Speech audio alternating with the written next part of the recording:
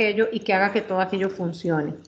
Y esa siempre sigue siendo nuestro rol principal y nuestra función principal, pero también hoy en día, por el mercado y por la manera como se desarrollan los proyectos, como nuestros clientes desarrollan los proyectos, en donde cada vez va tomando más fuerza, por ejemplo, la figura del project manager o administrador de proyecto, ha tomado un gran protagonismo y sobre todo en proyectos grandes o de extensiones mayores, en donde el desarrollador muchas veces ya no va, el desarrollador o cliente o inversionista ya no va para estas actividades al arquitecto, sino que va a un project manager y le solicita al project manager que subcontrate y que conforme el equipo. Entonces, es importante que comprendamos que los roles empiezan a cambiar y que empiezan a diversificarse y que nosotros como profesionales tenemos que abrirnos a acostumbrarnos a trabajar desde diferentes ópticas el proyecto, donde, como les he dicho, en algún momento nos corresponde ser los directores de la orquesta y en otro momento no. En otro momento somos parte de un equipo multidisciplinario y hay otra persona u otro equipo que es el que lleva la voz cantante en la coordinación general.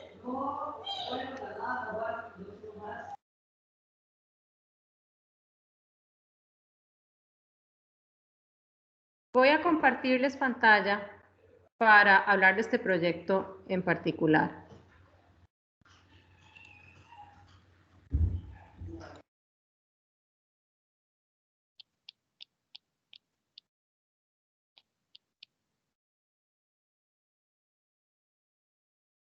Por favor, me confirman si están viendo la pantalla. Sí, la estamos viendo, Patricia. Sí, sí se ve. Bien, confirmado.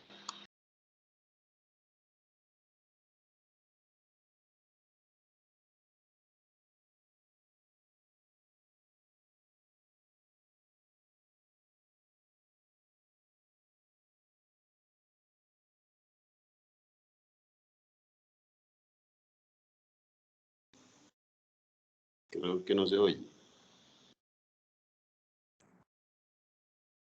Ya debe venir. Ya, aquí estoy, perdón. ¿Ahora sí? Sí. Sí. Sí. Ok, perfecto. Bueno, el proyecto se llama Instituto Técnico Profesional Especializado, ITSE.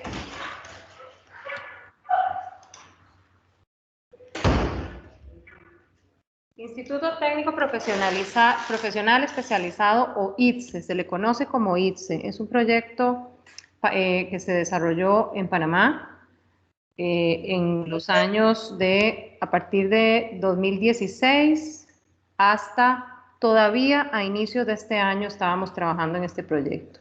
Este proyecto es una universidad para carreras técnicas, es un campus universitario únicamente para carreras técnicas. Es un programa educativo de 2 años que el presidente Juan Carlos Varela, el anterior presidente de Panamá, se trajo o importó de Singapur. En uno de sus viajes diplomáticos, él estuvo en Singapur y él vio este modelo educativo, que es un modelo educativo que se llama Aprender Haciendo.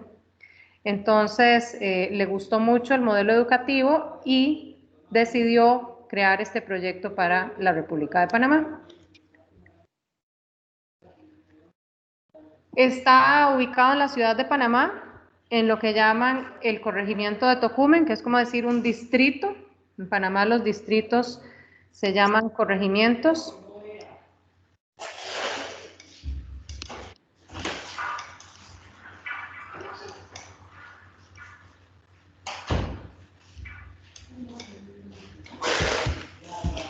Esto que ustedes ven esto es una perspectiva, y esto que ustedes ven en esta perspectiva es digamos, el campus en general.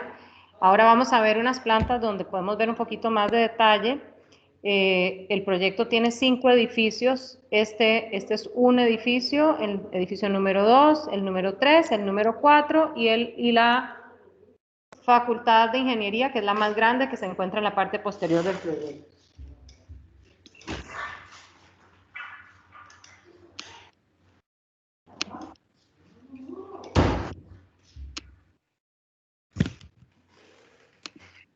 Vamos a hablar de los equipos de trabajo. El cliente, como les he comentado, es el ministerio, o fue el Ministerio de la Presidencia de Panamá. El presidente Juan Carlos Varela le designó el proyecto al Ministerio de la Presidencia, al despacho del ministro de la Presidencia, y le asignó una serie de dependencias del gobierno para coordinar todo el proceso. Fue una licitación pública que fue ganada por y digamos que fue asignado como desarrollador lo que el consorcio ITSE, que así se llamó, consorcio ITSE, que fue conformado por las empresas MECO y Edificar, cada una con su sede en Panamá. Entonces ellos dos forman un consorcio, ganan la licitación y esta licitación se desarrolla con este equipo de trabajo. El consorcio ITSE viajó a Singapur y contactó a la firma de arquitectos RSP, que fueron los arquitectos diseñadores de las dos universidades técnicas que el presidente vio en Singapur. Actualmente hay dos de ellas en Singapur y una en Inglaterra, y la cuarta que está en la ciudad de Panamá, que fue la que nosotros desarrollamos. Entonces, el consorcio, pues, apostando a ganar, viajó a Singapur y contrató al equipo de arquitectura para que desarrollara el anteproyecto. Luego, para el desarrollo de los planos constructivos de arquitectura, se contrató a la firma Cambefort y Bosa, una firma panameña, el arquitecto Alfredo Bosa. El diseño de infraestructura se contrata en Panamá también con una firma de ingenieros civiles que se llama FG Guardia. El diseño estructural se trabajó con 3 equipos de diseñadores estructurales, 2 de ellos situados en España, la firma Berra Ingenieros y la firma Intexa, que además Intexa fue la encargada de hacer tiene una división de geotecnia, entonces ellos hicieron todos los estudios de suelos y todo lo relacionado a suelos. Y la firma Consproin en Panamá.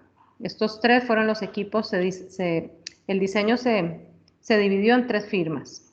El diseño eléctrico, la firma Cegisa, también panameña. El diseño mecánico estuvo a cargo de Termoaire en Costa Rica y este proyecto fue certificado LEED Gold y el consultor LEED fue la firma Esfera también de Costa Rica. Entonces, aquí lo importante rescatar es que el equipo multidisciplinario, como pueden ver, fue un proceso bastante interesante porque teníamos empresas en Panamá, en Costa Rica, en España, trabajando simultáneamente, cada una en su país, y nosotros coordinando desde Panamá.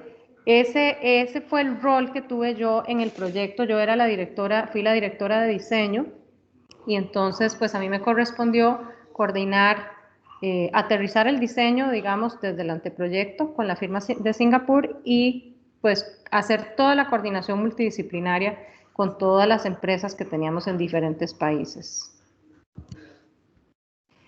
Aquí podemos observar la ubicación del proyecto, es esta forma aquí amarilla. El proyecto está situado bastante estratégico en el corregimiento de Tocumen. Esto que ven aquí es el aeropuerto de Tocumen. El proyecto se encuentra a 300 metros del aeropuerto. Esta vía que enfrenta el proyecto principalmente, esta es la vía o lo que llaman la avenida Domingo Díaz, es una vía sumamente transitada. Conecta el aeropuerto con la zona sur de la ciudad de Panamá y esta otra vía es lo que llaman el Corredor Sur, que hoy en día es la carretera principal para acceder a la ciudad de Panamá. Una vez que uno llega al país, pues toma el Corredor Sur y a través de esta vía es que ingresa a la ciudad de Panamá. Entonces, en una de las salidas, en lo que antes era la salida hacia el aeropuerto de Tocumen, aquí se encuentra este terreno que tiene 16 hectáreas y ese es el terreno que hoy en día es el ITSE, que vale la pena decir que esta zona es una zona sumamente pantanosa. Entonces, en el momento en que se inició el proceso digamos, de construcción, en primera instancia, por regulación panameña, hay que trabajar con una empresa que hace una limpieza, entre comillas, de posibles explosivos, porque esta zona se ubicaba en parte de la zona que fue, digamos, bombardeada u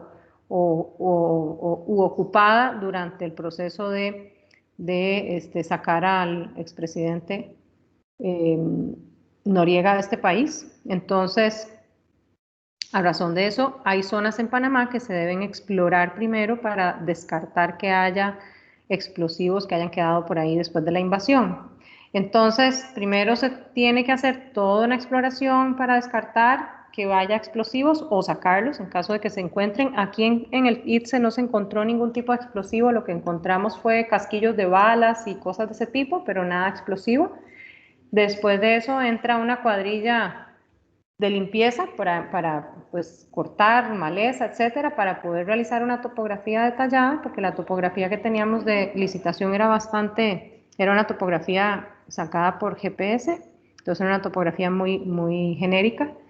Y además de eso, uno tiene que entrar con un equipo de ambientalistas y de expertos en ingeniería ambiental que van sacando las especies que se encuentran aquí. ¿Qué se encuentra aquí mayormente? Se encuentra mucha culebra, por ser un pantano. Hay muchísima culebra, hay mucho lagarto, mucho cocodrilo nos salió, y algún que otro felino menor, digamos, o animalitos así pequeñitos, que los tuvimos que reubicar. Eso es como parte, digamos, de la historia. Bueno, es importante entender que sobre la avenida Domingo Díaz se está construyendo, ya prácticamente está lista la línea 2 del Metro de Panamá. Esa línea 2 viene sobre la avenida Domingo Díaz, como les digo, y tiene su última parada en el aeropuerto de Tocumen. Al ITSE se le diseñó una parada para el metro. De hecho, está ubicada aquí al ladito. Esa parada es única y exclusivamente para llevar y traer estudiantes al ITSE. Entonces, aquí esta fotografía lo que les quiero mostrar son las obras del Metro de Panamá. Esta fotografía ya es vieja, el metro ya pasa frente al ITSE. Esta esquina que ustedes ven aquí, ya estos son terrenos del ITSE. Esta es la salida que viene del corredor sur. Aquí tenemos el corredor sur y esta es la salida del corredor sur hacia la avenida Domingo Díaz. Estos son tierras del ITSE y estas son las obras del metro que hoy en día ya están construyéndose al frente del terreno del ITSE y ya están por llegar al aeropuerto de Tocumen. Para hablar un poquito sobre el concepto de diseño, a la firma RSP se le pidió, como parte de los requisitos de la licitación pedía que el proyecto fuera o incorporara estrategias de sostenibilidad.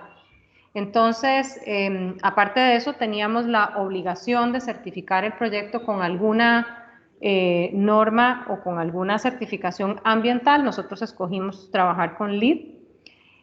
Ofrecimos un LEED Silver y finalmente obtuvimos un LEED Gold. Entonces, parte del concepto de diseño que se quiso presentar, queríamos un proyecto muy orgánico, un proyecto que incorporara muchísimo naturaleza y conceptos y presentara realmente los conceptos de sostenibilidad.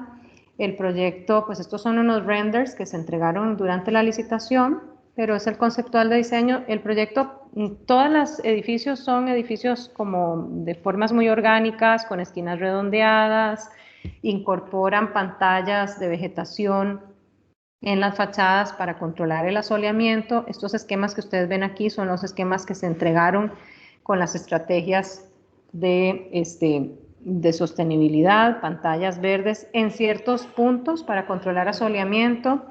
Las alturas de piso a piso en el ITSE son bastante grandes, tenemos 4,5 metros y 5 metros de alto de piso a piso, pues porque fue un requisito de la licitación. El gobierno de Panamá, por la naturaleza del proyecto, requería alturas muy grandes, sobre todo para el edificio de ingeniería que tiene talleres de mecánica pesada, etcétera.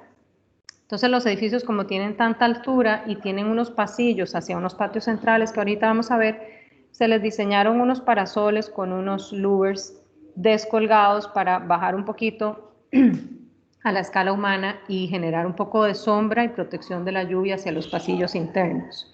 Esto como parte de las estrategias de sostenibilidad.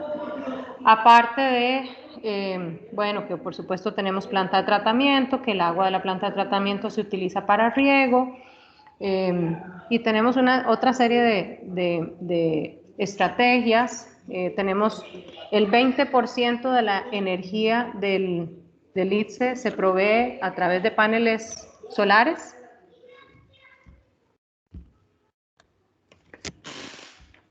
Y tenemos una planta también de colección de agua pluvial que se utiliza para la torre de enfriamiento de aire acondicionado. Toda la iluminación es LED.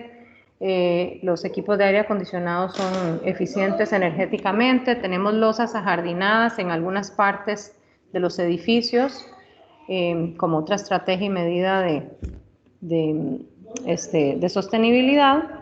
Y bueno, la selección de todos los materiales de pavimentos, plazas, etcétera, son materiales que ofrecen una absorción de agua de lluvia óptima, y otras estrategias que mencionaré más adelante. Estos son parte del conceptual también, donde se hace un análisis del manejo de los vientos, los asoleamientos, y este pequeño esquemita, que no sé si alcanzan a ver, lo que muestra es que en el diseño se considera un manejo de cañones de ventilación entre los edificios para promover la ventilación cruzada dentro de cada uno de los edificios y que fuera lo más frescos posibles. Vale la pena mencionar que a pesar de que tenemos aire acondicionado en una gran parte importante del proyecto, hay un porcentaje muy alto del proyecto que no tiene aire acondicionado. Los talleres, por ejemplo, no tienen aire acondicionado, tienen solamente ventilación cruzada y ventiladores. Las aulas sí tienen todas aire acondicionado, pero muchos de los talleres y laboratorios no tienen aire acondicionado, y de ahí que el concepto de diseño, lo que se propuso fueron unos como anillos con patios centrales para que corriera el aire de manera que hubiese ventilación cruzada. Esto es parte también del master plan, donde podemos ver los diferentes edificios. Voy a avanzar un poquito. El terreno, como les decía, son 16 hectáreas. El área total de construcción del proyecto fueron 120,000 metros cuadrados. El proyecto tiene 5 edificios. Este edificio es la Facultad de Hospitalidad. Este edificio es el edificio de administración, que también tiene un auditorio. Este es la Facultad de Negocios. Este edificio es el edificio de estacionamientos y facilidades deportivas. Y este edificio grande es la Facultad de Ingeniería. Todo el resto se mantiene como zonas ajardinadas. Esta zona se mantuvo como una reserva de bosque, se dejó lo más natural posible, y como requisito para la certificación LEED se tiene un circuito, un loop para poder practicar atletismo de 1 kilómetro. Entre otras facilidades deportivas que tiene. La naturaleza del ITSE es dar carreras técnicas en cada una de estas 3 áreas. La Facultad de Hospitalidad es todo lo que tiene que ver con hotelería. En esta facultad se entrenan personas desde mucamas hasta bartenders, gente que está sentado en el front desk de un hotel, los chefs, los ayudantes de chefs, los que lavan los trastes, todo lo que tiene que ver con hotelería se entrena en esta facultad. En la Facultad de Negocios son carreras más bien relacionadas a la administración de empresas, pero no se forman administradores de empresas, se forman asistentes contables, asistentes administrativas, etcétera. Y la Facultad de Ingeniería tiene todos los programas relacionados a mecánica liviana, mecánica pesada, mecánica de aviación, técnicos en aviónica, técnicos en construcción. Aquí se dan clases se darán, todavía no se han empezado, clases de soldadura, clases de pintura, clases de repello, clases de cómo trabajar el gypsum, cómo enchapar, y otros programas así de índole técnico. Todos son carreras técnicas. El edificio de estacionamiento tiene una capacidad de 1,300 carros y tiene además unas facilidades deportivas. Como parte del programa, el gobierno ha pedido que se dé inglés. Los muchachos en 2 años de carrera llevan de manera horizontal desde el día 1 hasta el día que salen, llevan un programa de inglés para salir totalmente bilingües, y se les dan clases. Aquí tenemos facilidades deportivas que ahora verán a detalle, de primer nivel. De hecho, el ITSE podría alquilarse o prestarse para Juegos Centroamericanos. Ese fue uno de los requisitos, que ellos pudieran inclusive albergar estudiantes y albergar deportistas y prestar el ITSE para Juegos Centroamericanos en un futuro. Para ir viendo un poquito de detalle, la Facultad de Ingeniería es como una especie de boomerang. Esta planta que vemos es lo que llamamos el nivel -100 o es el ground floor, digamos, el piso que está sobre tierra. La facultad tiene estos triángulos, son unos patios internos. Todo el primer piso son talleres. De hecho, acá, esta zona de aquí es un hangar que tiene 8 metros libres de alto, 10 metros de piso a fondo de losa. Ese hangar está hecho para que pueda meterse ahí el chasis de un avión, un helicóptero, una avioneta, no sé, las turbinas de un avión, para que los muchachos aprendan a armar, desarmar, reparar, etcétera, todo lo que tiene que ver con aviones. Hay un convenio firmado con la empresa Copa, no solo para, Copa les donó un avión, un 737, que todavía no lo han llevado ahí, que lo tienen que tener aquí afuera en el área verde, pero Copa quiere que se formen, todos los profesionales técnicos sean formados aquí, en el ITSE. Y hay otro convenio también con la empresa Caterpillar, que va a donar también equipo pesado para que los muchachos aprendan a ser técnicos mecánicos en este tipo de tractores, excavadoras, etc. Este es el primer piso o nivel -100 de ingeniería, puros talleres. En el nivel 0 tenemos también más talleres. En este piso está todo el programa de construcción. Entonces aquí está un laboratorio de hormigón, como les comentaba, talleres para trabajar, para aprender a soldar, etcétera. Tiene una gran plaza en el centro completamente abierta, ahí llueve, es totalmente descubierto, y unas losas ajardinadas para generar un poco de zona verde al lado de las plazas. El nivel 100 tiene más talleres, más laboratorios, otros programas educativos y tiene una biblioteca con una capacidad para 1000 estudiantes. El nivel 200 o último piso del edificio tiene puras aulas, son aulas para albergar a 90 estudiantes cada una y tiene toda una zona central de losas ajardinadas que son caminables con banquitas y cosas para que los muchachos estén ahí en sus áreas, en sus espacios de descanso. La Facultad de Ingeniería es la más grande del proyecto. La Facultad de Negocios, en el nivel -100, tiene todo un programa de arte que es parte también del programa educativo del ITSE, que se formen en diferentes disciplinas artísticas, y tiene la cafetería principal del proyecto. Cualquier estudiante puede venir a comer ya sea como localitos tipo food court que se pretenden rentar, o también la gente puede traer su comida y comer aquí.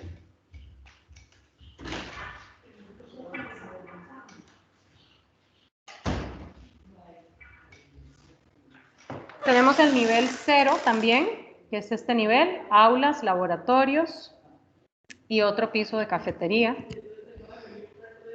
Aquí ya tenemos puros laboratorios y aulas en el nivel 100 y nivel 200, que son ya como les comentaba, esta facultad es una facultad para carreras relacionadas a administración de empresas, secretariado, contabilidad, este tipo. Entonces aquí mayormente lo que hay son aulas y laboratorios. Todo el programa de idiomas se da en este edificio. Aquí hay aulas destinadas solamente para dar la materia de inglés. Esta es la Facultad de Hospitalidad, que tiene como la naturaleza de esta facultad es dar todo el programa de hotelería.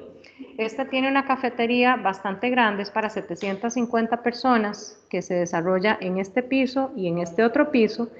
Tiene una cocina industrial para atender la cafetería, es una cocina, la cocina es como la cocina de un hotel de 5 estrellas, digamos, está equipada. Aquí en este proyecto se gastaron cerca de $5 millones solo en equipar las cocinas del proyecto. Son totalmente profesionales y la idea es que sean los mismos estudiantes en su práctica y en su carrera de chefs, de asistentes, de meseros, etcétera, los que atiendan la cafetería. De esta manera, aparte que ellos están llevando su carrera practicando, a su vez ellos logran o quisieran tener una oferta de comida mucho más barata para los mismos estudiantes. ¿Por qué? Porque esta universidad está diseñada para personas de bajos recursos, para estudiantes de bajos recursos que no pueden pagarse una carrera universitaria y que tampoco tienen el tiempo para estudiar 5 o 6 años en una universidad, sino que ellos necesitan graduarse rápidamente y empezar a trabajar. Entonces, esa es la orientación de esta universidad. De hecho, es gratuita para los estudiantes panameños. Creo que cuando empezó, antes de la pandemia, les estaban cobrando, me parece que una cosa totalmente, se supone que iba a ser gratuita, pero entendí que les estaban cobrando como $100 por materia, una cosa así, bastante representativa. Este piso tiene cocinas también, tiene taller de pastelería y repostería, tiene taller de bartenders, tiene taller, o sea, tiene diferentes talleres para que los muchachos aprendan, y esta es toda una plaza central, ajardinada que tiene el edificio. En el nivel 100 tenemos unas habitaciones modelo, se construyeron 3 habitaciones exactas a la habitación de un hotel, cada una de ellas con prestaciones distintas y con acabados distintos para que los muchachos aprendan a limpiar una alfombra, aprendan a limpiar un piso de vinil con características hoteleras, o aprendan a limpiar un piso de porcelanato para un hotel. Entonces está el baño, hay un baño con tina, un baño con ducha para discapacitados, un baño con ducha normal, y eso es para que los muchachos aprendan con cualquier circunstancia material o espacio hotelero. Hay todo un salón que se va a emular un lobby, un lobby para un hotel, y otra serie de talleres también relacionados a talleres de cocina, y el último piso, aulas y losas ajardinadas también para ellos. En el edificio de estacionamientos hay una planta típica, bueno, tal vez iniciando por el ground floor, que es el menos 200, tiene espacio para estacionamientos, y es lo particular de este edificio es que este tiene, digamos, el cerebro del proyecto. Aquí está la casa de máquinas principal, hay una bodega principal y la casa de máquinas principal, donde tenemos el tanque de incendio, el tanque de captación de agua, el cuarto de bombas, la bomba de incendio también está ahí. Es decir, toda la parte mecánica del proyecto se encuentra aquí. Aquí está la planta de tratamiento y la torre de enfriamiento para el sistema de aire acondicionado. Todo eso se encuentra en esta zona del proyecto. Y luego tenemos varios pisos que son plantas típicas como esta, donde están los estacionamientos tanto para vehículos como para bicicletas. Y también hay una categorización de vehículos, digamos, de bajo consumo energético, o vehículos híbridos o vehículos eléctricos, que por la certificación tienen que tener lugares de preferencia y se tiene que cumplir con una cuota de ellos para poder lograr la certificación. En el último piso es donde están las facilidades deportivas. En este piso caben 1.500 personas. Aquí tenemos 2 canchas de fútbol 5 que están hechas y construidas con las medidas reglamentarias profesionales de fútbol 5. 2 son, o sea, una es a cubierto y otra es totalmente a descubierto. La que es a cubierto tiene graderías para 500 personas. Y hay 2 canchas multiuso donde se puede jugar voleibol, basquetbol u otras disciplinas. Igualmente, una a cubierto con gradería para 500 personas y una a descubierto. Y este espacio que ven aquí es un gimnasio ya completamente cerrado, que tiene una cancha multiuso, tiene 2 áreas para máquinas, así tipo mancuernas, y máquinas tipo gimnasio, y tiene un salón para poder dar clases de, no sé, ballet, yoga, danza moderna, lo que se quiera, ¿no? Y tiene su pool de baños y vestidores para esa cantidad de personas. El último edificio, el edificio de administración, como lo dice su nombre, es donde está albergada toda la administración de la universidad. Ahí están todos los directores, las salas de profesores, oficinas administrativas, archivo, contabilidad, tesorería, etc. Y este edificio tiene la particularidad que en el último piso tiene un auditorio para 750 personas,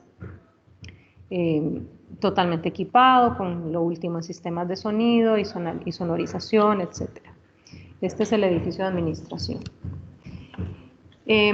Si hablamos un poquito del proceso constructivo, para hacerles un resumen, ¿verdad? Una de las características que nos topamos al inicio del proceso fue la condición de los suelos. Los suelos, a pesar de que el estudio de suelos que teníamos daba algunas zonas buenas y sabíamos que había algunas zonas malas, este proyecto tiene, por estar sobre un pantano, tiene terrenos muy, muy malos. Nos encontramos bolsas de materiales bastante malos y un nivel freático muy, muy superficial. Entonces se tuvo que trabajar con varios sistemas. Primero se tuvo que hacer estabilizaciones de terreno. En algunas zonas se tuvo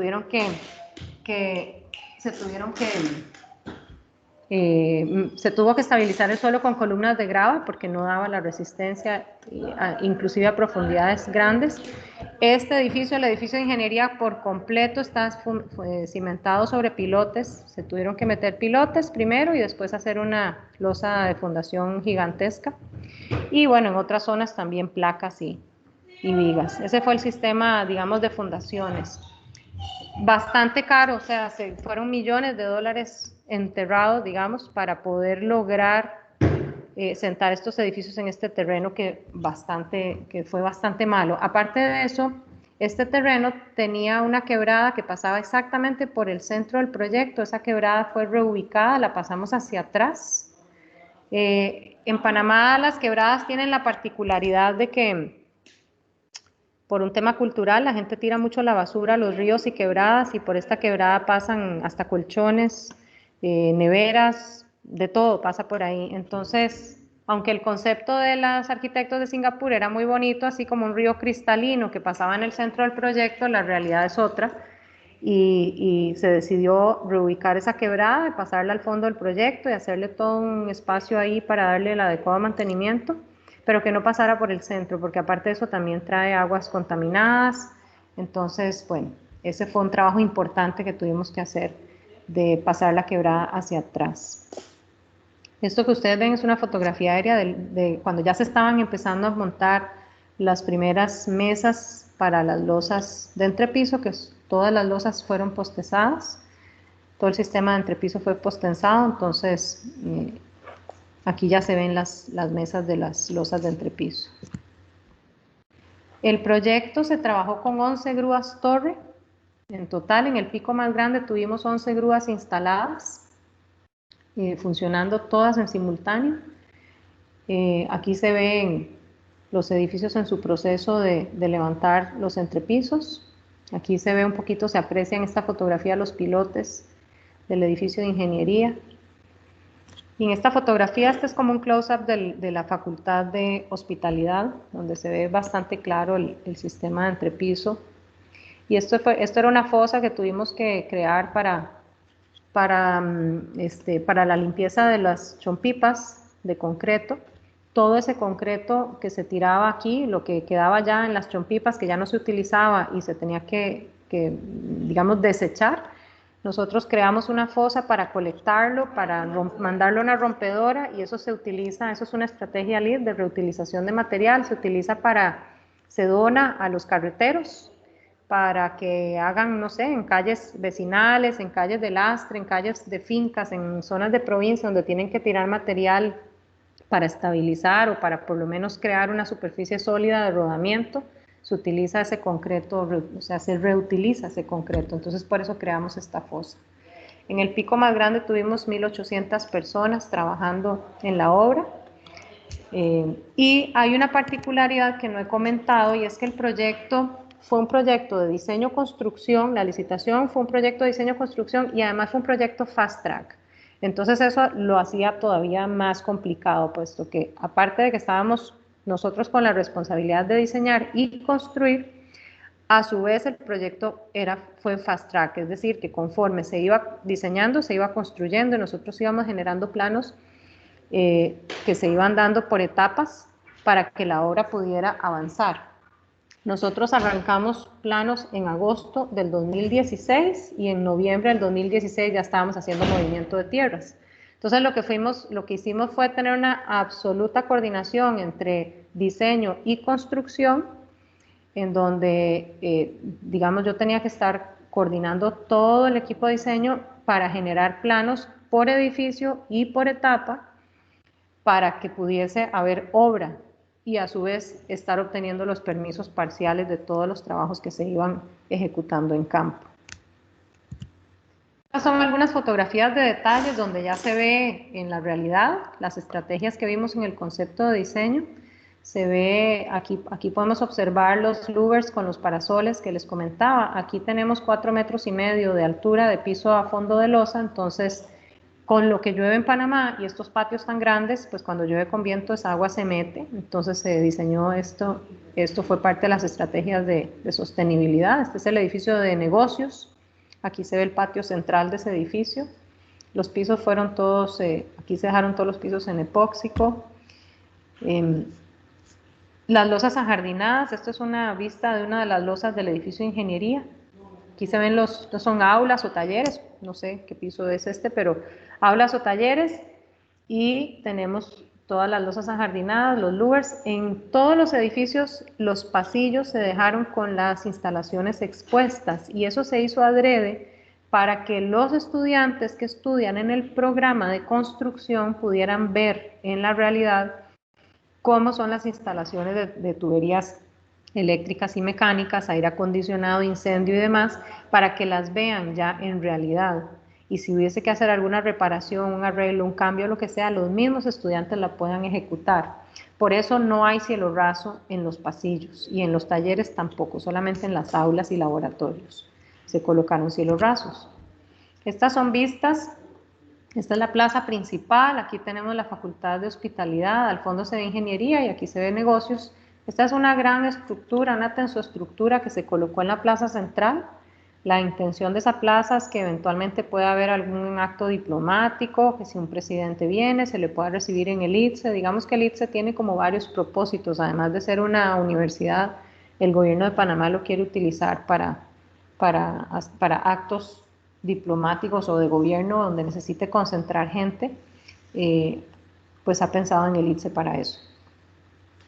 De ahí también la cantidad de estacionamientos que tiene la universidad, porque realmente los estudiantes que llegan a estudiar aquí, por ser personas de escasos recursos, no necesariamente llegan en vehículo, y además van a tener el metro para llegar al ITSE. Entonces, pero el estacionamiento está pensado para que el gobierno de Panamá lo utilice para otras cosas.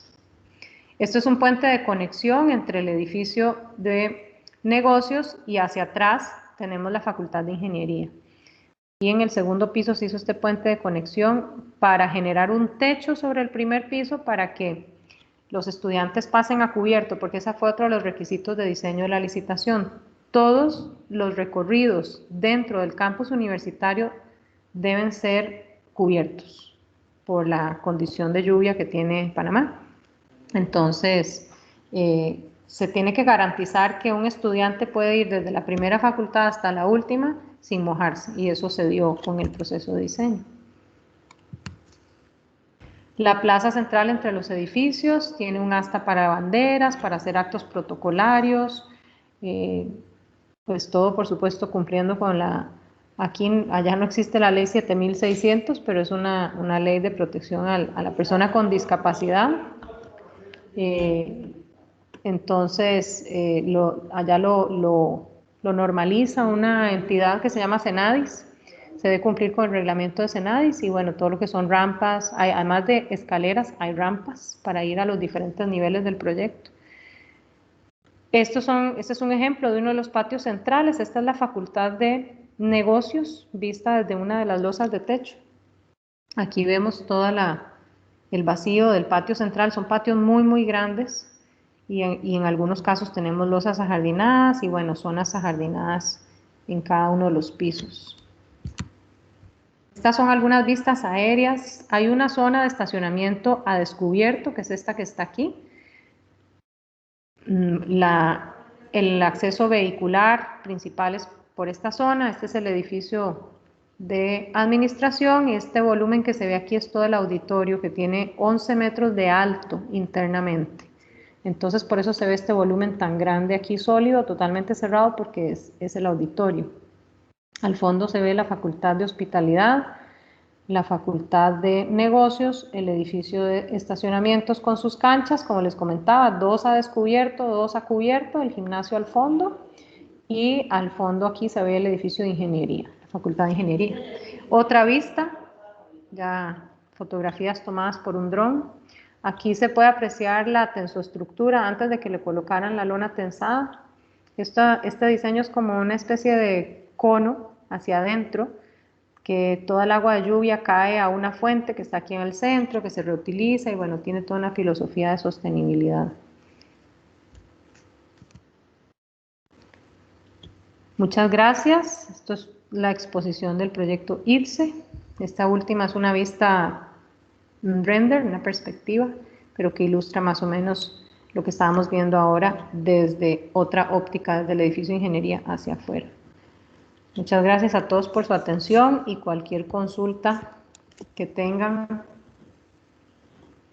Gracias, servirles.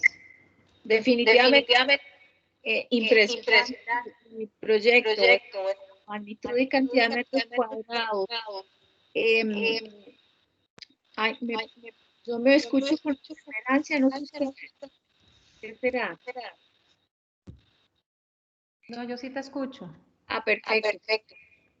Mira, es que no hay 7,600. ¿Cómo andan en Panamá con ley de bomberos que nos hacen aquí la vida cuadritos y código sísmico, Patri? En Panamá se aprobó en el 2014 lo que se llama el REP 2014, así se llama. El REP es el reglamento estructural, no sé qué, del 2014. No se empezó a aplicar sino hasta el 2016. Y lo que hicieron fue, ellos copiaron nuestro reglamento, nuestro código sísmico prácticamente. Y ellos se autonombraron categoría, como nuestra categoría, que nosotros somos categoría D, sísmica. Ellos se subieron su categoría sísmica a la categoría de Costa Rica, que no es real, porque realmente en Panamá no tiembla como aquí, pero ellos decidieron asumirlo, entonces ha creado, por lo menos en estos 4 años que yo estuve ahí, fue todo un caos entre los ingenieros estructurales, porque ellos no saben diseñar con los estándares de diseño estructural que nosotros sí estamos acostumbrados, que es lo nuestro también es como un acople del código sísmico californiano. Ellos agarraron nuestro código y prácticamente lo copiaron y le pusieron así, REP 2014.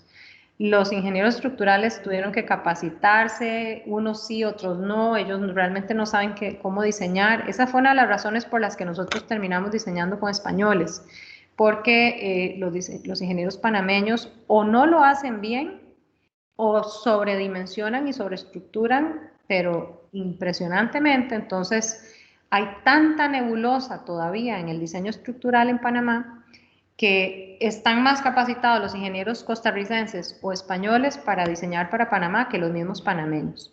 Obviamente eso es un proceso de aprendizaje y ya llegará el momento en que ellos se acostumbren, pero lo que sí puedo decir es que las estructuras en Panamá pasaron de costar 100 a costar 1.500, por ejemplo. Eso te iba a decir. Porque ellos no estaban acostumbrados a diseñar como nosotros. Y hay todo un gran debate allá porque realmente es innecesario el nivel, digamos, de exigencia estructural que están teniendo ellos ahora para la sismicidad que ellos tienen. Pero bueno, eso es un debate que tienen allá.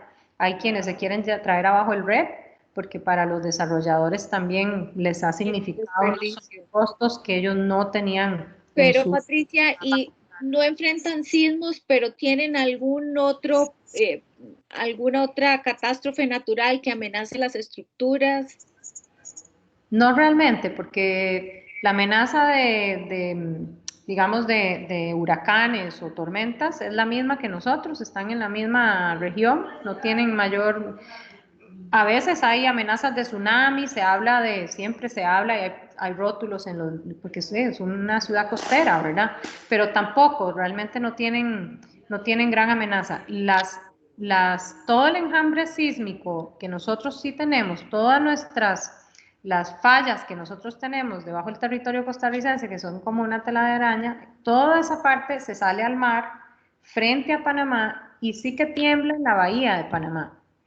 Entonces, no es que, es un mito que en Panamá no tiembla, ¿no? En Panamá sí tiembla, de hecho yo pasé varios temblores en Panamá, pero lo más fuerte que en Panamá se siente es 4 grados, 4.5, 5, cuando mucho, ya un 5 para ellos es un terremoto, salen todos corriendo espantados, se evacúan, se van para la casa, la ciudad se pone convulsa porque ellos no están acostumbrados a un temblor como los que nosotros hemos vivido, terremotos jamás. Entonces, por más fuerte que tiembla en el mar, y tiembla a distancias muy grandes, que es por donde pasan las fallas sísmicas, que nosotros sí las tenemos debajo de nuestras ciudades. Claro. ¿Ya? Entonces, eso es un tema. Y en cuanto a la ley de accesibilidad, todo lo que tiene que ver con la ley 7600 nuestra, como te digo, ellos no le llaman ley 7600, pero sí tienen una regulación. Y esa regulación se resume en un reglamento de una entidad que se llama Senadis, y uno debe cumplir con el reglamento del Senadis. Y si vos comparás el reglamento del Senadis, por ejemplo, con con el reglamento de accesibilidad que tiene aquí la Caja Costarricense del Seguro Social y es casi que una fotocopia, es igualito. Entonces prácticamente es como cumplir con la ley 7600, o sea, para nosotros es lo mismo. Bomberos funciona muy parecido que aquí. En Panamá ellos han absorbido el NFPA de alguna manera, pero los bomberos del Cuerpo de Bomberos de Panamá no lo conocen, entonces ellos no saben cómo aplicarlo. Entonces, a pesar de que, por ejemplo, nosotros como requisito de la licitación teníamos que cumplir con la NFPA 101, el proyecto en muchas cosas en un inicio no las cumplía porque los arquitectos tampoco conocen el NFPA, muy pocos lo conocen. Entonces, y aún así Bomberos aprueba porque ellos tampoco lo conocen. Entonces ahí también hay una lucha donde uno tiene que, o sea, tiene que, digamos, implementar el NFPA, ir a hablar con el bombero, etcétera, y es un poco como aquí, que los bomberos depende de la, digamos, como de la interpretación del funcionario en el momento y del que le tocó ir a revisar. Ahora, Panamá tiene una particularidad. Panamá tiene lo que se llama el permiso de ocupación. El permiso de ocupación es un permiso, ninguna obra se puede inaugurar, ni habitar, ni utilizar si no se obtiene un permiso de ocupación. Y el permiso de ocupación te lo da primero el Departamento de Bomberos y después el municipio al que te corresponda. En este caso, nosotros era el municipio de Panamá. Entonces, es un doble permiso, donde no revisan planos, ¿verdad? Pero sí hay que presentar todos los planos as-built, una serie de papeles, cartas, documentos, etcétera, y hay que traer a los funcionarios a que hagan una inspección visual del proyecto. Eso te da, ellos te dan un cartón físico, una hoja y tal, que es una certificación de permiso de ocupación, y con eso ya puedes ocupar y utilizar tu edificio. Pero bueno, es así, es un país bastante más burocrático que el nuestro, pero tampoco puedo decirte que sea como de un planeta distinto, ¿verdad? Nosotros también tenemos mucha burocracia y también estamos mucho en las manos de la interpretación del funcionario que esté a cargo, ¿verdad? Y el municipio. Miguel. Micrófono, Miguel.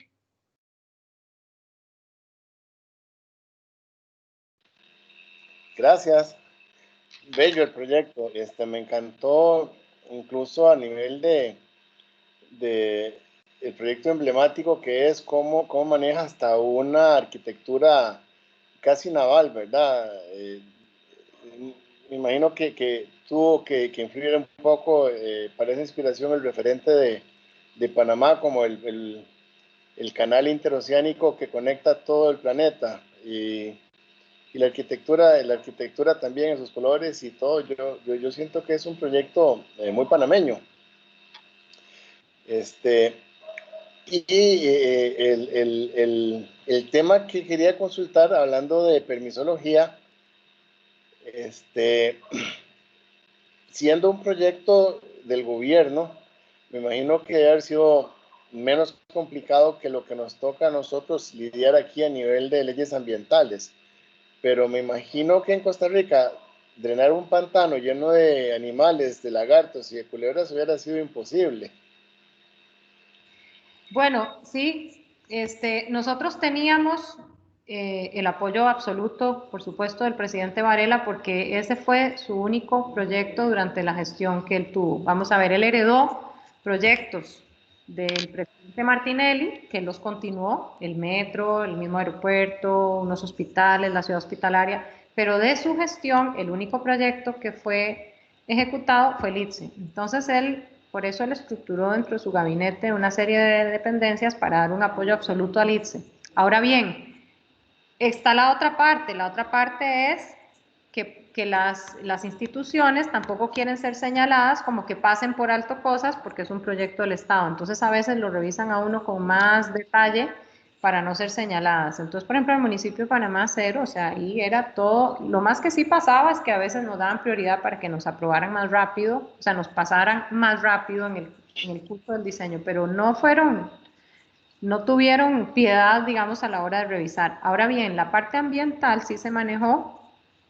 Allá también existen lo que es muy parecido al estudio de impacto ambiental y sí existe porque como en Panamá se construye tanto encima de zonas pantanosas y es un país con tanta biodiversidad porque es que todavía Panamá todavía tiene mucho bosque, mucha selva, mucha cosa, entonces el desarrollo principal está muy concentrado en la ciudad de Panamá, pero hacia las afueras y todavía ahí en los alrededores de Tocumen es pantano y ahí hay culebras y hay lagartos y hay todo. Entonces ellos tienen un ministerio de ambiente que funciona muy bien con una entidad que es parecida a nuestro SENASA, no recuerdo el nombre, cómo se llamaba allá, pero ahí tienen como un número 24/7 que si a uno le sale en el patio de la casa un bicho, uno llama, inmediatamente llegan los señores, los forestales o los ambientales o los biólogos y ellos cogen el animal, lo incautan y lo llevan a otros lugares. Muchas veces lo llevan a otras zonas boscosas y lo vuelven a liberar. Pero funciona bastante bien y es porque para ellos es una cosa de todos los días. Hay muchos animales ahí cerca, ¿verdad? Entonces, y bueno, y particularmente en esa zona, porque son todos los pantanos que están rondando el aeropuerto de Tocumen.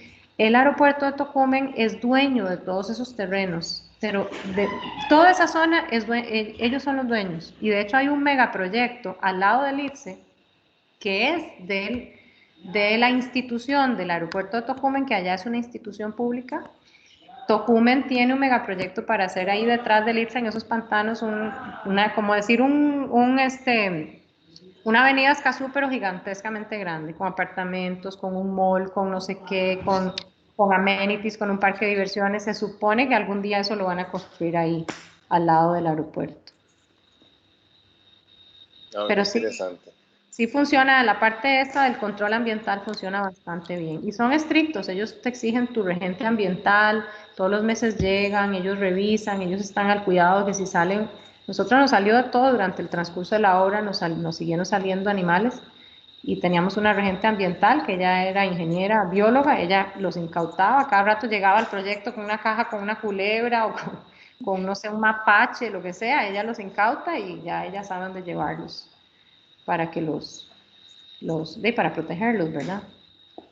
En esa quebrada que ustedes vieron ahí, era cuestión de todos los días, en el invierno se llenaba y veían los lagartos pasar ahí nadando, los veías. Es más, inclusive un día cuando estábamos haciendo el movimiento de tierras, estamos haciendo una caminata y de pronto se sale uno de la quebrada y se va hacia nosotros, todos salimos corriendo, nos montamos en los carros y todo el mundo salió disparado porque el lagarto se fue hacia donde estábamos nosotros, todos corríamos, allá es así, es una cosa loca, en esa zona, experiencias súper curiosas. A lo cocodrilo, ¿dónde? Sí, y el tema de recausar una quebrada, ¿verdad? Eso no es un permiso fácil. No, eso fue un permiso complicado, de hecho. Fue complicado, tan complicado como hubiera sido aquí. Lo que pasa es que fue muy curioso porque, claro, cuando se presenta el master plan y todos los de Singapur vieron un rito que pasaba en el centro, aquello lleno de pececitos, así muy romántico, no sé qué, la gente sentada viendo el rito en el campus. Y cuando nosotros llegamos al real, dijimos, o sea, por aquí pasan neveras, pasan colchones, pasan llantas, pasan sillones viejos, el agua huele mal porque aguas atrás, ahí la gente tira las aguas negras a la quebrada, o sea, es Panamá, no es Singapur, ¿verdad? No es.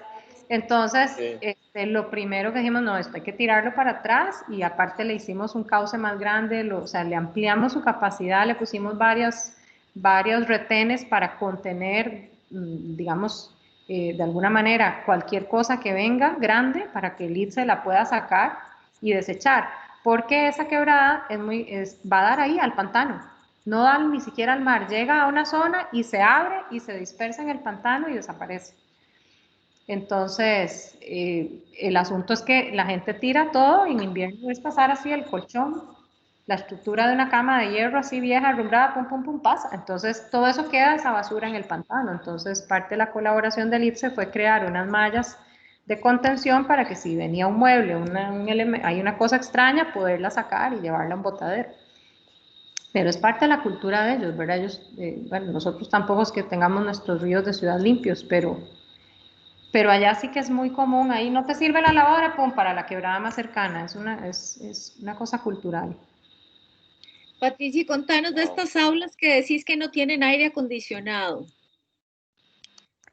Todos los talleres mecánicos por sus características. Muchos tienen sistema de inyección y extracción y tienen control de humos y de, digamos, de vapores y humos mecánicos, ¿verdad? Porque ahí se van a encender motores, van a estar trabajando con cosas, entonces ahí hay sistemas, se diseñó con sistemas especiales de inyección y extracción, no solo de aire, sino de humos, que eso ya se canaliza y se lleva de manera diferente, pero aparte de eso, por su característica, son espacios tan grandes que poner aire acondicionado en esas áreas generaba un consumo energético gigantesco. Entonces, la estrategia de diseño es hacer grandes ventanales y se pusieron en todos esos ventiladores gigantescos que se ponen hoy en día, los fans estos gigantescos, para garantizar un grado de ventilación importante, para crear un confort. No se controla el calor y la humedad que hay en Panamá,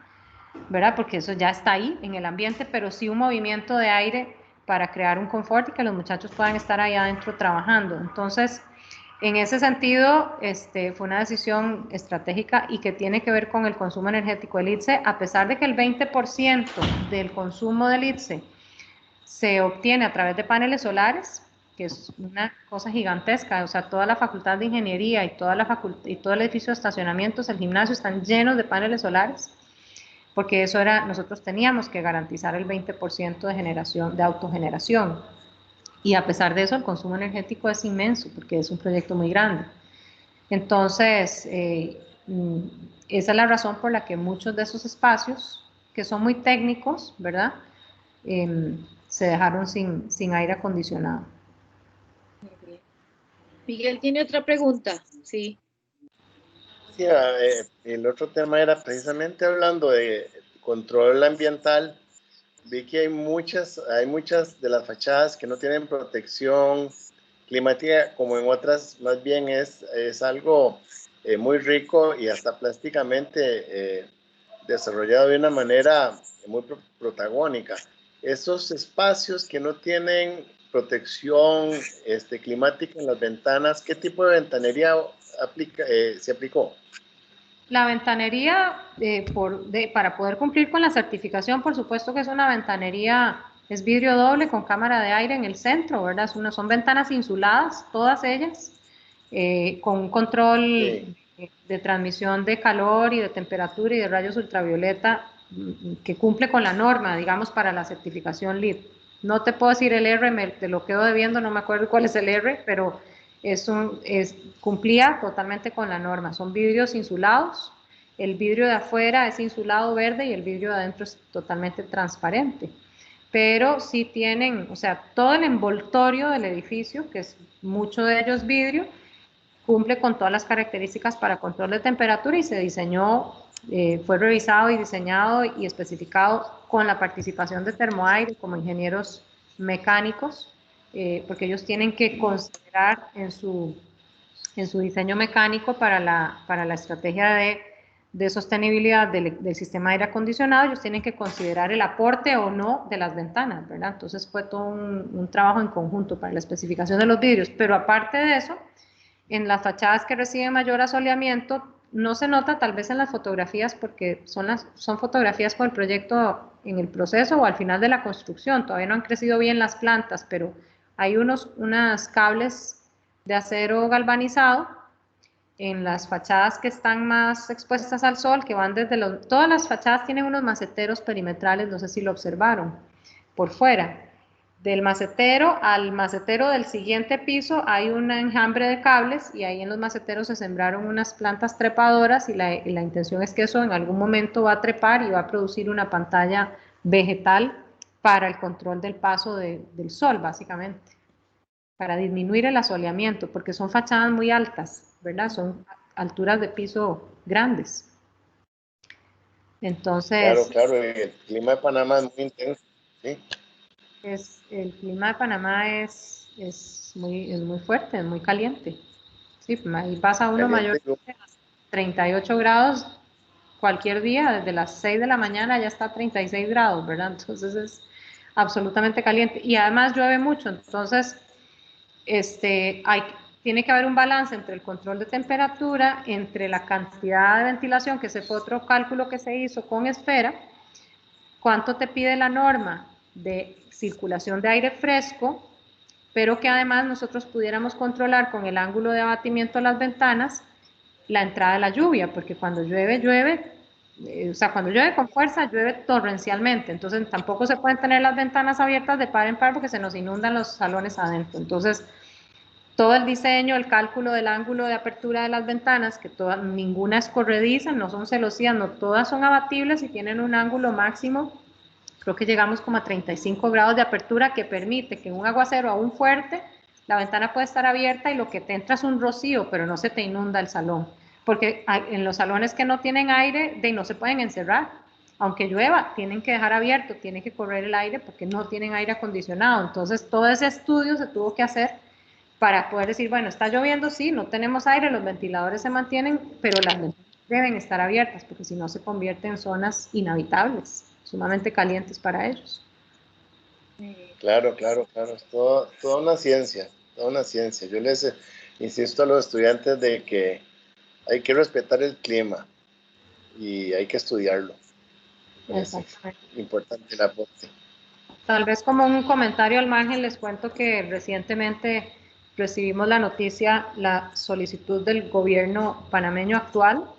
Nos mandaron una solicitud para que pudiésemos remodelar el gimnasio, que ese gimnasio es para 2.500 personas.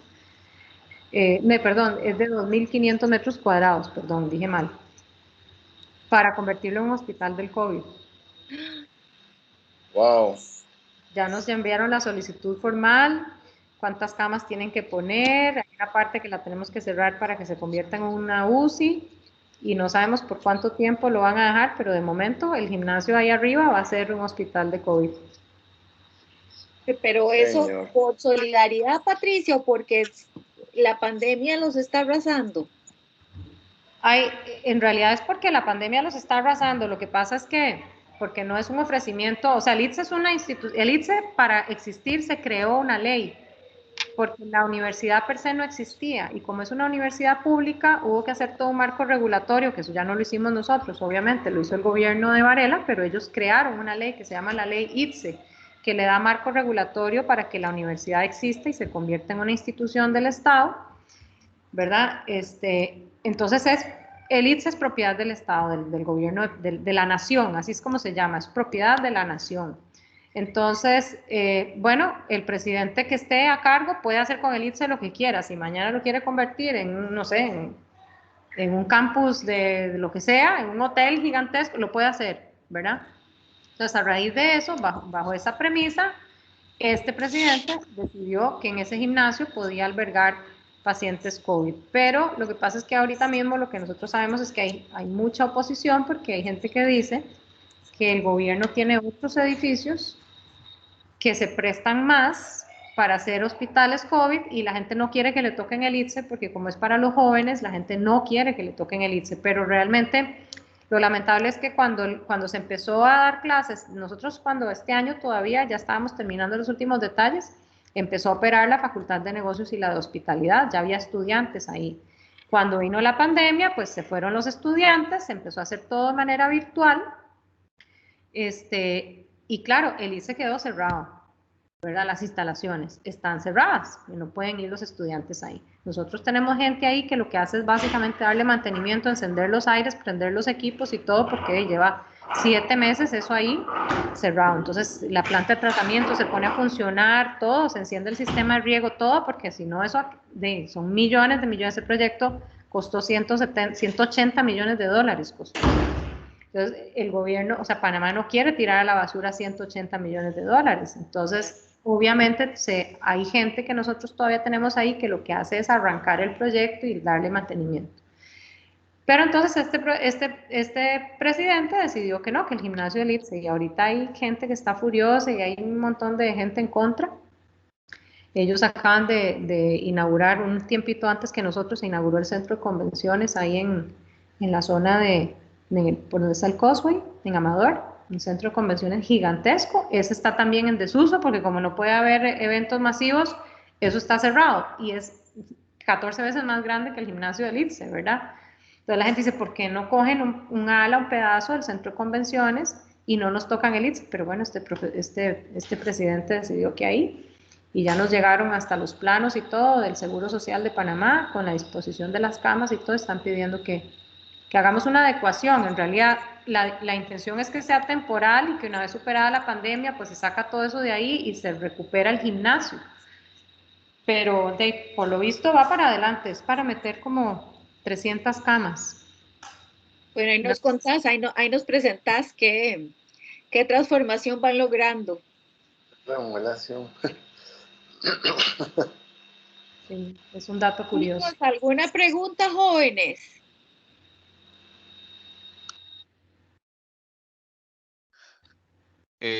Yo tenía una consulta y me disculpa si la respondí, quizás no la capté. Y bueno, y también me disculpa si hay una ignorancia en el tema. Con respecto, se comentó en un momento que, bueno, parte de las reglas de este proyecto era que tuviera una certificación, en este caso como la LEED, y se habló que bueno, tenía que tenerla y ustedes escogieron que fuese LEED. Mi pregunta es, ¿por qué LEED? Y si realmente se tenía toda la libertad de escogerse esa certificación.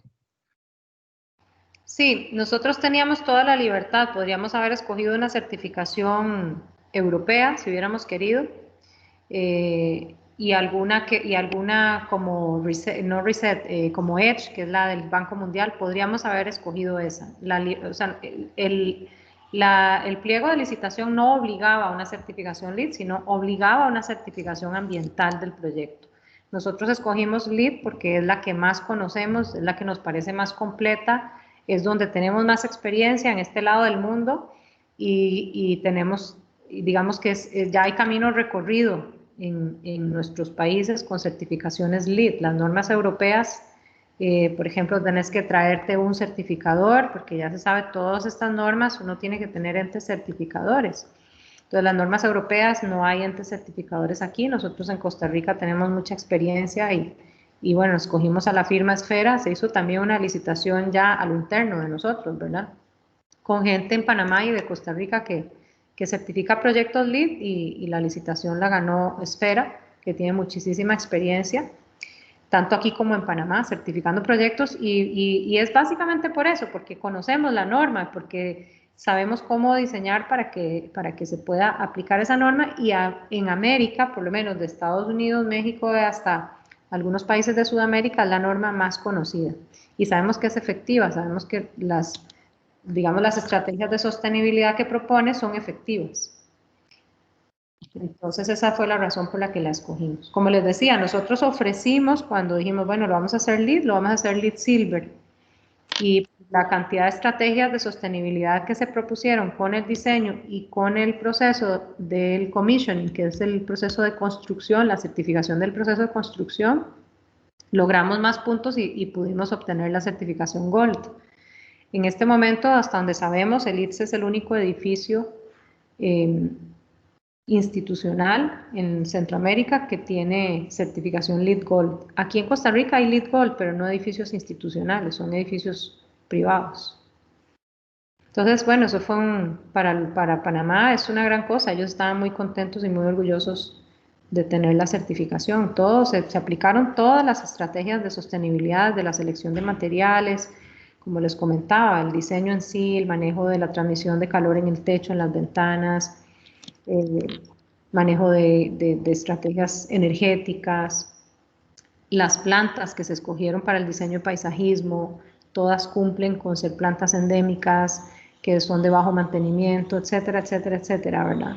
Los diseños de los pavimentos y todas las estrategias que se tomaron y se asumieron durante el proceso constructivo para reutilización de materiales. Eso fue todo un tema porque no hay mucha cultura de reciclaje y reutilización de materiales en Panamá y teníamos que tener una persona solo dedicada a buscar los lugares receptores para llevarse el cartón, el hierro, todo, o sea, el mismo concreto, como les contaba, fueron toneladas de concreto que la chompipa vacía su material, pero siempre hay que lavarla y siempre queda un resto, no sé cuántas chompipas de concreto tuvimos, millones no sé, fueron muchos metros cúbicos de concreto que utilizamos. De hecho, Otra de las cosas que tuvimos es que cuando el proyecto se estima en presupuesto, no se había pasado como oficial el REP 2014, entonces se asumió una cantidad de metros cúbicos de concreto para el proyecto.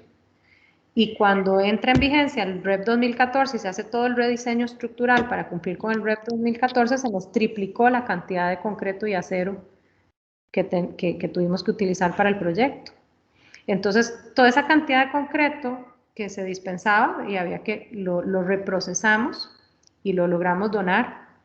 Todo, absolutamente todo se donó para carreteras, para crear bases y subbases para carreteras y para empezar calles vecinales. Y eso nos dio muchísimo puntaje, pero era toda una labor, conseguir quién se llevara cartón, quién se llevara restos de formaletas, o sea, porque eran toneladas, toneladas, toneladas de materiales de construcción durante el proceso, porque el proyecto es muy grande. Pero yo creo que en eso Esfera lo manejó muy bien, muy bien, muy profesional, y ellos se dieron a la tarea de conseguir los lugares receptores y todos los meses podíamos certificar toneladas de material reutilizado que nunca se convirtió en basura. Eso LEED lo reconoce y lo califica muy bien, sobre todo en procesos de construcción donde si uno no toma decisiones de este tipo y no es consciente de eso, las construcciones generan muchísima basura, muchísima, y no es basura biodegradable y no es basura que la naturaleza sepa qué hacer con ella. Entonces, por eso es que LEED lo agradece y lo califica con mucho puntaje. Todo lo Patricia, la fosa de esta cantidad de concreto, ¿luego qué la hicieron? Se cierra, se rellena y se tapó.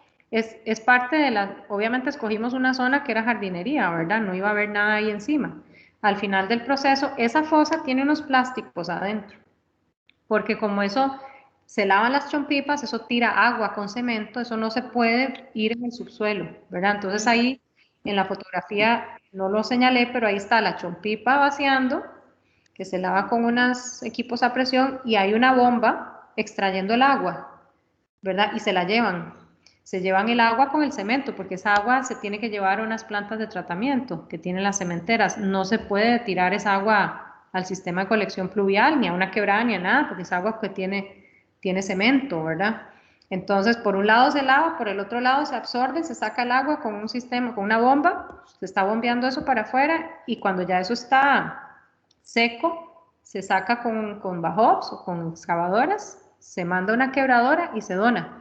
Y los plásticos, cada 3 días más o menos, se sacan, se desechan y se ponen nuevos plásticos. Hay que meterle plásticos a esa fosa constantemente para que no se permee esa agua y no se vaya por el subsuelo. Después eso se rellenó y ya se le pasó por encima con el jardín.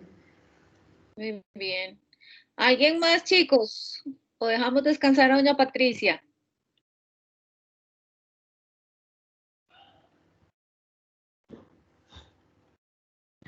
Patricia. Sí. Hola, Ana Macharelli. ¿Cómo estás? Mira, bueno, encantadísima de la explicación de yo estoy hablando desde Venezuela, de tu proyecto.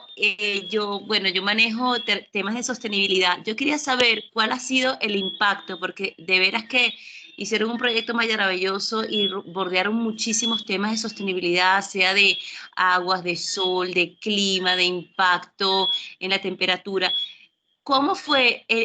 ¿Tienes conocimiento de cuál fue el impacto del ITSE en la población y dentro de los panameños? ¿La importancia del proyecto fue conocido? ¿Cómo fue conocido? O sea, ¿qué impacto y qué tema educativo quizás piensas tú que dejó dentro de la población panameña? Bueno, desde la génesis del proyecto, como les comentaba, que se tuvo que crear una ley ITSE, ¿verdad? Y nosotros no lo hicimos, pero estuvimos ahí, participamos y fuimos a los cabildos y estuvimos con los funcionarios de gobierno. Yo iba a las presentaciones de la ley ITSE y estuvimos ahí el día que se firmó la ley con el presidente y todo, nosotros estuvimos ahí apoyando. Desde esa génesis en adelante, el gobierno sí se organizó muy bien y dentro de la institución ITSE pues se nombraron funcionarios ahí, hay una directora del ITSE, ¿verdad? Que es María Lourdes Cortés. De ahí en adelante hay todo un manejo de prensa y de mercadeo que estableció el gobierno de Panamá para hablar del ITSE constantemente en su página web, en redes sociales, en anuncios por televisión, y se estuvo enseñando a la población lo que se estaba haciendo. Como les decía, él fue el único proyecto de gestión del presidente Juan Carlos Varela, entonces por supuesto que él hablaba del ITSE en todas sus plazas públicas, siempre se hablaba, se hacían todos los domingos, había, como tenemos nosotros aquí, ese microprograma que hacen los domingos la Presidencia de la República, allá también lo hay, y siempre se hablaba del ITSE, había tomas, había entrevistas, había todo, constantemente estábamos nosotros recibiendo gente que llegaba a hacer tomas y a entrevistar a la gente para hablar sobre el ITSE. Entonces, sí, se difundió mucho, se explicó de qué se trataba y además se conformó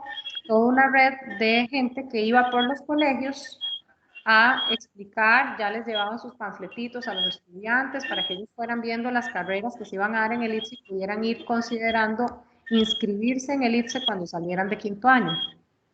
Entonces, yo creo que la población entendió muy bien de qué se trataba. Esa es la razón por la cual la gente está tan molesta ahora de que el ITSE se convierta en el hospital de COVID en este momento, por lo menos una parte de él, que la gente sabe lo que es.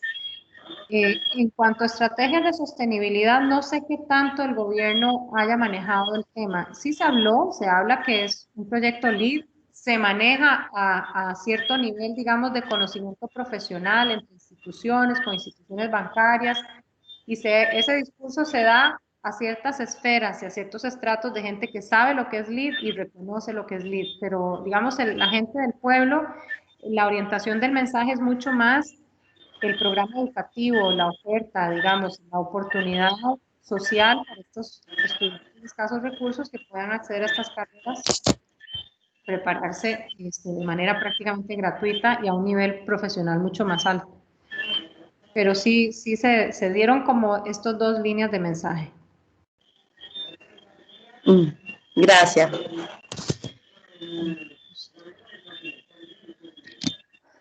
Bueno, señores, Patricia, mil gracias. Interesantísimo todo. Esperamos tenerte pronto con otros proyectos. Ojalá, con mucho gusto. Y este cuatrimestre a darle duro a los estudiantes de nuevo. Y bueno, muchísimas gracias. Agradecerle también a los estudiantes, a Miguel, profesores que nos acompañan. Y seguimos adelante entonces. Feliz día. Muchas gracias a todos. Que pasen buenas noches. Nos vemos. Igualmente. Muchas gracias. Hasta luego. Hasta luego. Gracias. Muchas gracias.